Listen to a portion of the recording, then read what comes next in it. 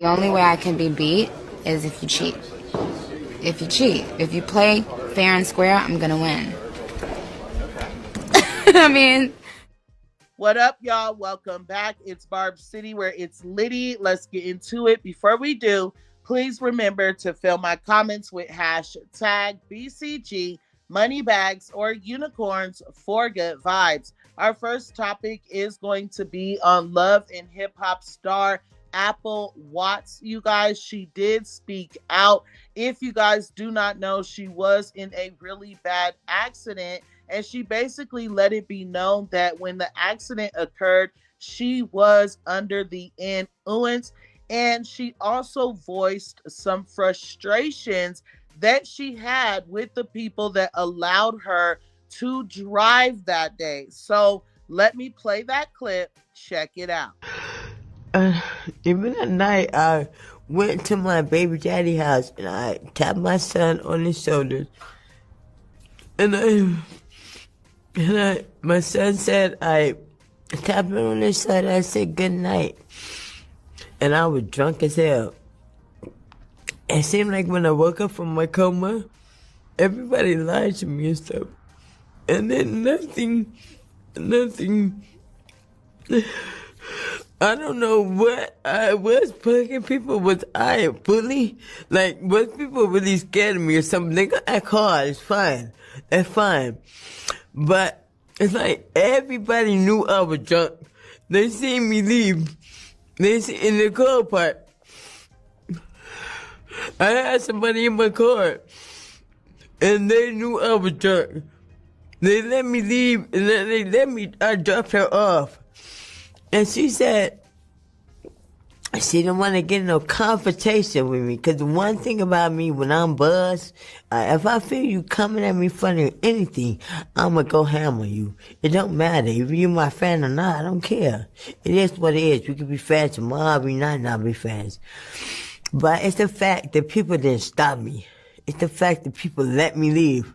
It's the fact the people that put is to not say nothing. So if I would have died, if I would have died, it's okay.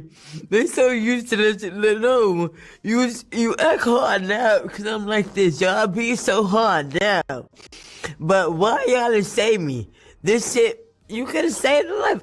If it was me, I wouldn't mind being a punching bag. I'm that loyal. I wouldn't mind being somebody punching bag. I don't care. As long as you save a life.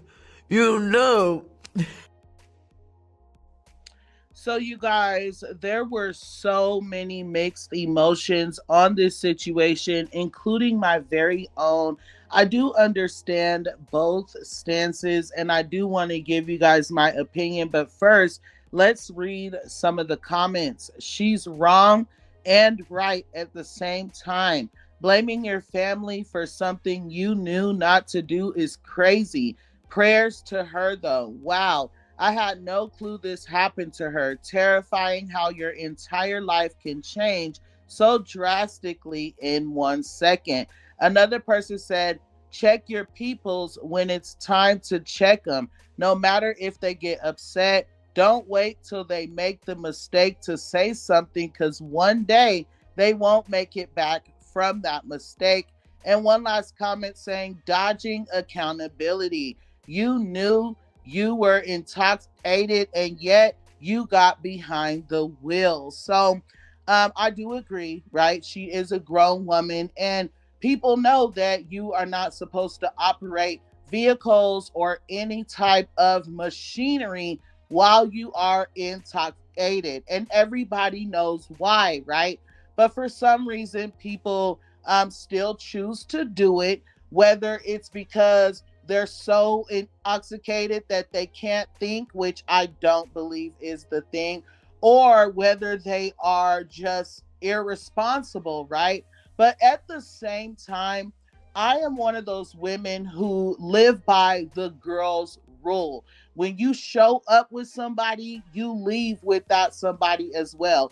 If that person goes to the bathroom, you go to the bathroom with that person as well. If that person needs to leave their drink you need to sit there and watch their drink and make sure nothing gets put in their drink, right? And vice versa. So at the end of the day, I do feel like a friend or a family member, knowing how intoxicated she was, they should have stopped her. If they felt like it was going to be a fight, maybe they could have gotten her keys and hid them. I don't really know, but I definitely would have been putting my paws up to my big sister or my little sister, my mom, auntie, uncle, cousin, whatever it may be, definitely to save their life. But let me know what you guys feel about that. And let's go on ahead and get into some razzle dazzle on Nicki Minaj before we get into the head bot. Yesterday, I did report to you guys that Nicki Minaj was featured on a new song's intro, and I was telling you guys that Nicki said if we are able to get that song to 1 million views, she would add a verse, right?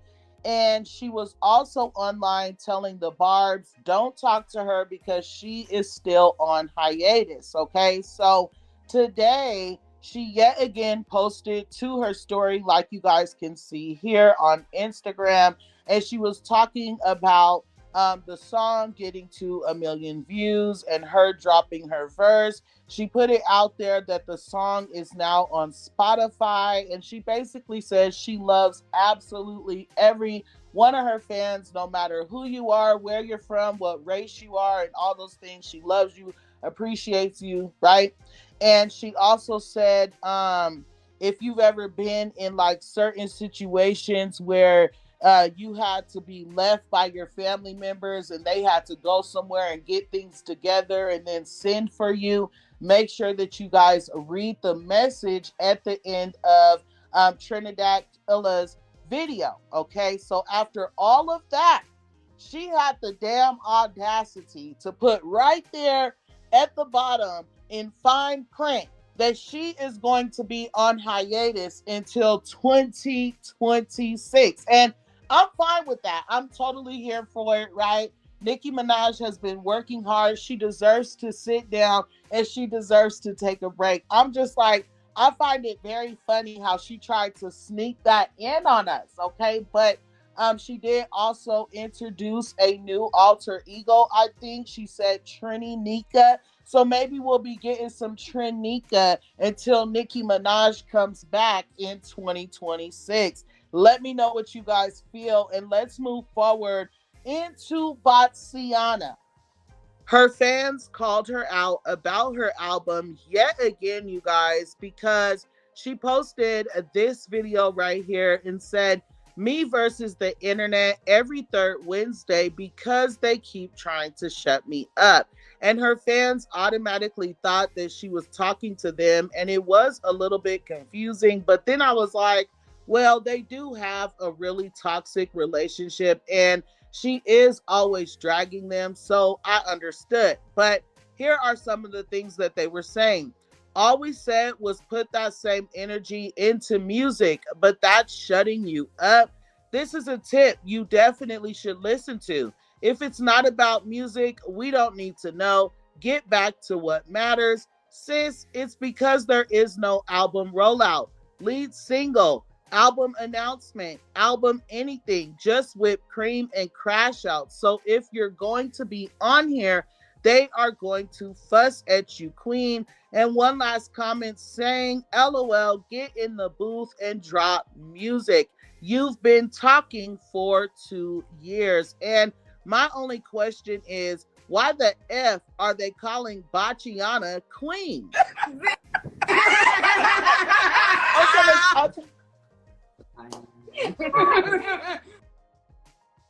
Like, queen of what? Ghostwriters? The way you, I'm not trying to laugh, y'all know. I'm never sure it's not funny. Stop laughing. Or her bed bug? Clock it. Clock it. Anyway, another thing that I want to point out is Botsiana has been trying to get in Nicki Minaj's algorithm for quite some time now, 2 months consistently. To be honest, she has been responding to Barb's, retweeting Barb's, dragging Barb's on Twitter Spaces and all kinds of things, trying to get Nicki Minaj's attention so that she can drop her album. So I want to know, what do you guys think she plans to do now that Nicki Minaj is going to be on hiatus until 2026? To be honest, I don't think the album is going to come now because she has absolutely nothing to lean on. But I guess at the end of the day, she can continue to use her relationship for promo and a rollout. With that being said, you guys, let me know what you feel about all those topics. Thank you for enjoying Barb City Mother Effing Blooper Rolls. Remember, when in doubt, pull your mother effing blunt out. And until next time, I love you guys so much. Thanks.